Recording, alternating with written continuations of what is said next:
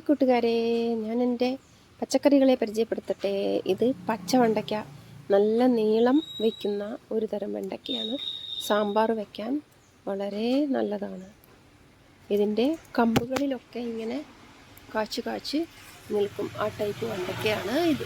വളരെയധികം ഹൈറ്റിൽ പോകുന്ന ഒരു പൂള ഇനമാണിത്. ഇതിപ്പോൾ വിളവെടുപ്പിന് പാകമായി വന്നിട്ടുണ്ട്.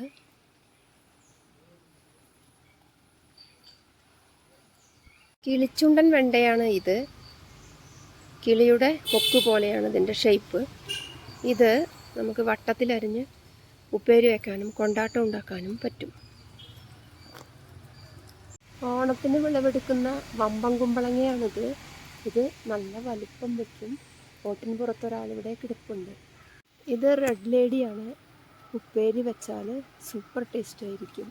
രാസവളമൊന്നും ഉപയോഗിക്കാതെ ഉണ്ടായ നേന്ത്രൻ, ഉണങ്ങി വീണ അടയ്ക്ക,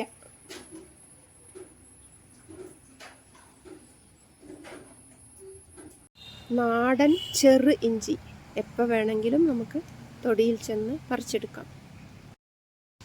നിറച്ച് കാച്ച് കാന്താരി, മുറ്റത്ത് നിൽക്കുന്ന അരിനെല്ലി,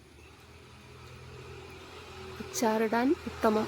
നിറഞ്ഞു കാച്ച് ചെറുനാരകം,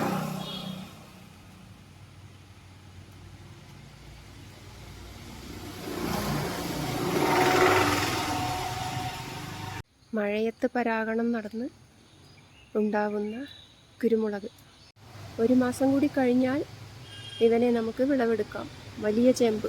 മഴ കഴിഞ്ഞ് മണ്ണ് ഉറയ്ക്കുമ്പോൾ ഇവനെ നമുക്ക് വിളവെടുക്കാം. ചെറുചേമ്പ് അഥവാ ഉണ്ണിച്ചേമ്പ്. കിണ്ണം പോലെ വട്ടം വീശി ചിങ്ങച്ചേന.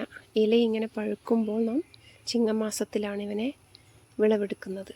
കഞ്ഞിവെള്ളവും അരിമുളകും വെച്ച് കഴിക്കുന്ന ചൊറിയോണം എന്ന ഇല. ചൊറിയോണം. ചിങ്ങത്തിൽ മൂത്ത് പഴുക്കാൻ തയ്യാറായി നിൽക്കുന്ന സീതാപ്പഴം.